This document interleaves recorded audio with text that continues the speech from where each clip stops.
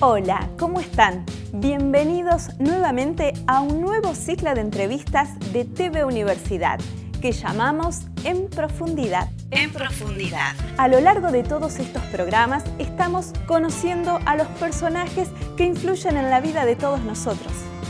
Artistas, deportistas, políticos, jueces, periodistas, dirigentes sociales y mucho más.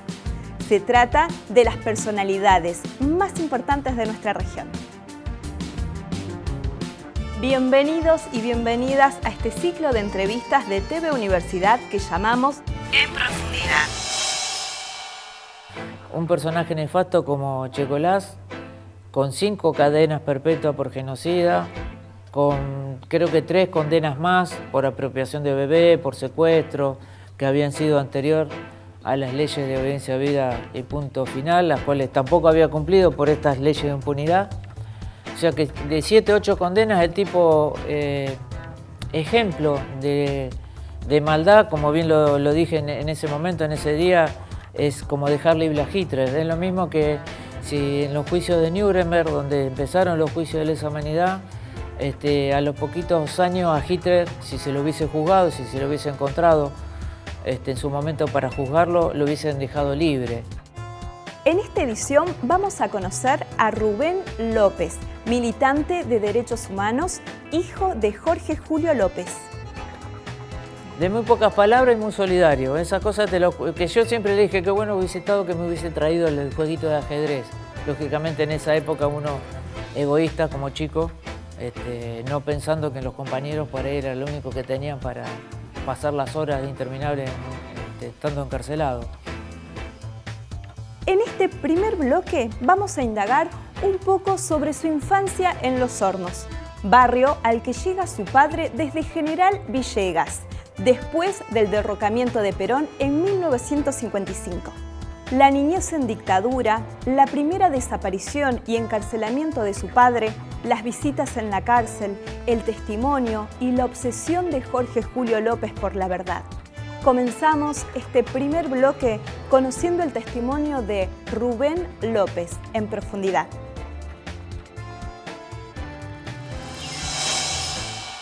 En el año 55 él se viene de General Villegas, rara paradoja de lo que pasa hoy. En esa época no llovía, los campos dependían muchísimo de la lluvia y bueno, ante una falta de la misma, el campo no evolucionaba.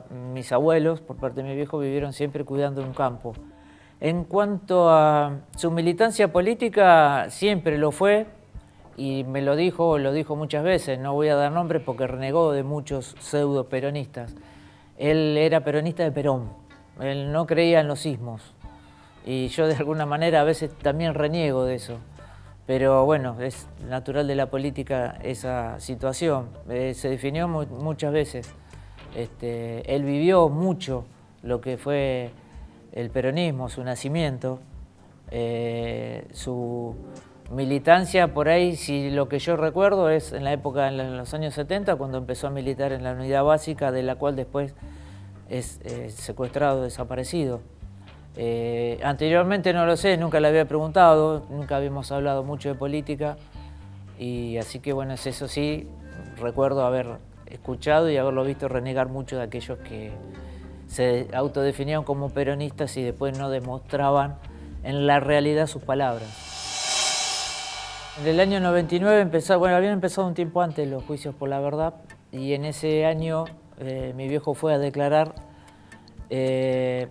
No sé si a mi mamá le había contado, pero sí sé que al otro día en un diario de la ciudad de La Plata, había salido albañil de Los Hornos, declaran los juicios por la verdad y mi vieja me acuerdo de su patente, ahí lo tenés a tu papá, ahí lo tenés a tu padre, algo así me dijo, con mucha bronca porque no le había dicho.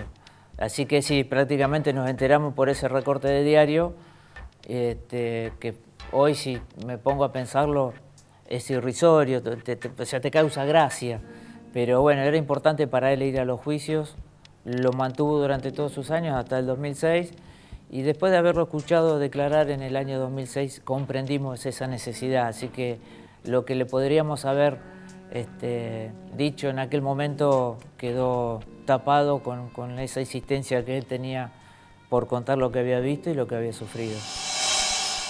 Él le contaba a distintas familias, a distintos primos o familiares, parte de una misma historia. Era como que hacía un rompecabezas, que creemos que lo hacía intencionalmente, porque no cabe otra forma de pensar. O sea, de un mismo relato de lo que le había pasado, le contaba a cada uno un poquito de cada cosa.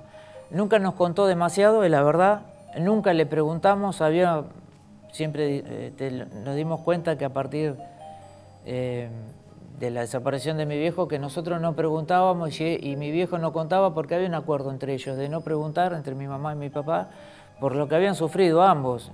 No solo mi viejo había estado desaparecido 6 meses, sino después encarcelado 2 años y 3 meses, lo que habíamos sufrido nosotros como chicos y sobre todo mi vieja, que se tuvo que hacer cargo en plena dictadura de la familia, tener que salir a laburar con todas las consecuencias que ello implicaba en esa época, ¿no? Así que un poquito fue eso, esa situación. El 27 de octubre del año 76 iba a cumplir 11 años, 12 años, perdón. Sí recuerdo esa noche, los ruidos en la que estas personas entraron, haber visto pasar a mi viejo muy vagamente, y en un momento nos hacen dar vuelta para que no los miremos. Evidentemente después el cansancio, mi hermano tenía 4 años menos, así que estaba por cumplir 8. Vagamente recuerdo, el otro día nos despertamos con familia en la casa. Es eso lo que uno recuerda más. Mucho también no nos contaban, no es lo mismo para aquellos que por ahí hoy los chicos comprendan. No era una familia que se hablaba mucho. Y segundo, no era una época que te contaban demasiado las cosas, ¿no? Tampoco entendíamos qué había pasado, en la realidad. Nos costó un tiempo. En aquel entonces que había sido parte, o bastante tiempo después que había sido detenido, desaparecido. Así que eso sí lo recuerdo porque el doctor Rivas, muy querido en la familia, nos llevó, a mi hermano y a mí nos contó que mi viejo, bueno, que estaba detenido, que estaba encarcelado. Ya creo que al poquito, a los 8, 7 meses y pico, de que mi viejo estuvo desaparecido durante 6 meses, después estuvo 2 meses en la comisaría octava, donde supuestamente lo blanqueaban, que pasaban al PEM, al Poder Ejecutivo Nacional. Un vecino que tenía un policía, que era su cuñado, ya por intermedio de él nos había avisado que mi viejo estaba bien, que estaba en esa comisaría, que le estaban llevando un poco de alimento. A los poquitos días, al mes y medio más o menos, ya nos enteramos que podíamos ir a visitarlo a la unidad penitenciaria número 9 acá en la ciudad de La Plata. Durante 2 años y 3 meses fuimos a visitarlo. Nosotros, mi hermano y yo íbamos cada 15 días, cada 2 semanas. Mi vieja iba todas las semanas, creo que eran los días miércoles, que bueno, lógicamente tenías que pasar por todo un proceso de inspección, de que lo que llevabas tenías que declararlo. Recuerdo que enfrente de la entrada donde entrábamos al penal, había una especie de almacén donde durante un par de horas nos podíamos quedar sentados hasta que nos daban la autorización. Lógicamente pasar por, como te decía, por ese proceso que te palpaban de armas y demás cosas, que era abusivo en ese entonces como lo es ahora también.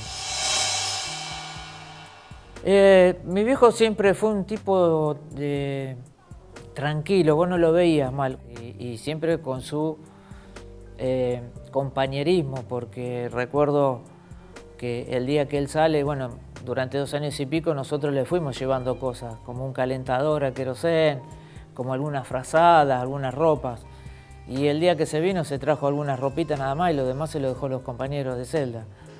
Un juego de ajedrez, el calentador y demás cosas. Él no se trajo nada más que sus pocas ropas que pudo sacar, que tenía ahí. Lógicamente estaban vestidos con ropa carcelaria, así que no era mucho lo que trajo. Mi viejo siempre fue un tipo de muy pocas palabras y muy solidario. Esas cosas que yo siempre le dije que bueno hubiese estado que me hubiese traído el jueguito de ajedrez. Lógicamente en esa época uno egoísta como chico, no pensando que los compañeros por ahí era lo único que tenían para pasar las horas interminables estando encarcelados. En el próximo bloque vamos a seguir charlando con Rubén López, militante de derechos humanos, hijo de Jorge Julio López. Ya regresamos.